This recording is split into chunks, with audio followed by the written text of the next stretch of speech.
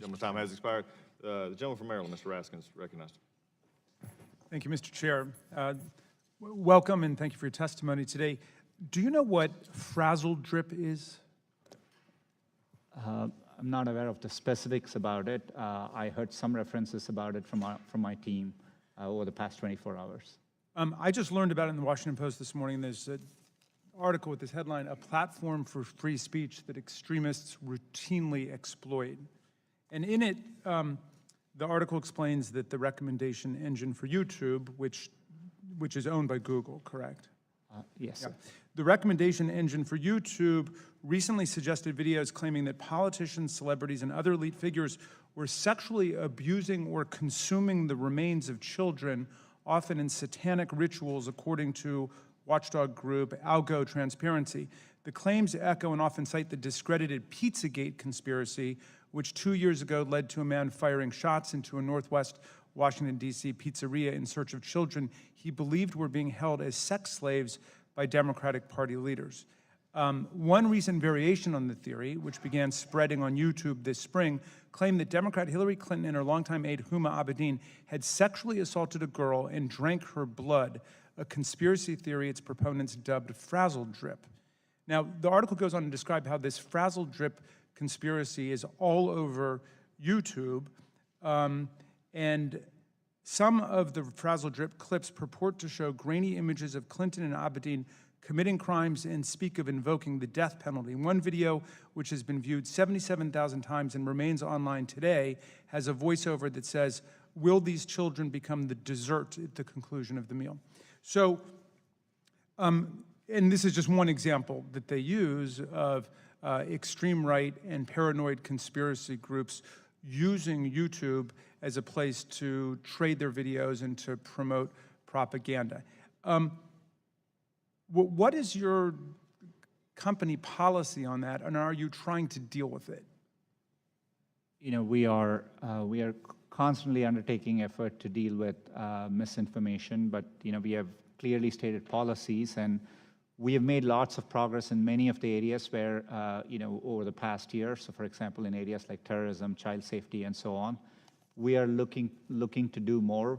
You know, this was a recent thing, but I'm committed to following up on it and making sure we are evaluating these against our policies. But yeah, it's an area we acknowledge there's more work to be done, and you know, and we'll definitely continue doing that.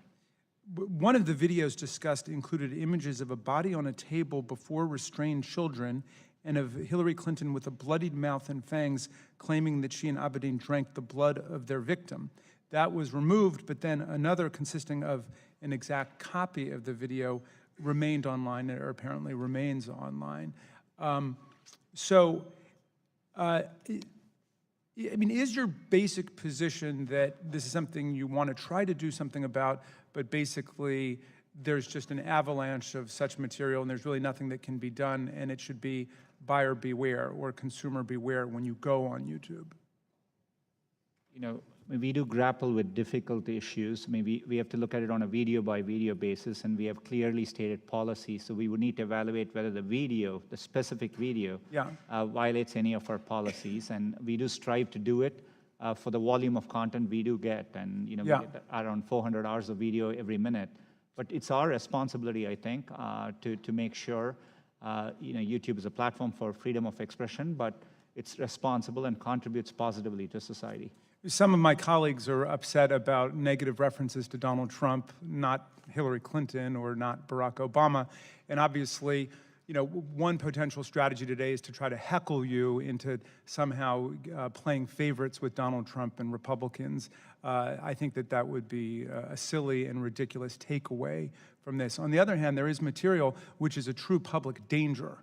You know, you've got a right to have whatever politics you have. I mean, we could subpoena Fox News and bring them in here and beat them up about how 90% of the references on Fox News to Barack Obama or Hillary Clinton are negative, but they've got that right under the First Amendment. You've got a right under the First Amendment to have whatever political views you've got. But I think the point at which it becomes a matter of serious public interest is when your communications vehicle is being used to promote propaganda that leads to violent events, like the guy showing up within the Pizzagate conspiracy case.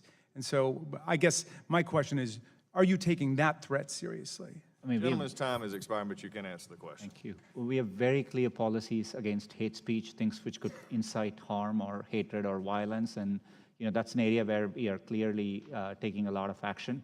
But I want to acknowledge there is more work to be done, and with our growth comes more responsibility, and we are committed to doing better as we invest more in this area. Thank you, Mr. Chair. Thank you.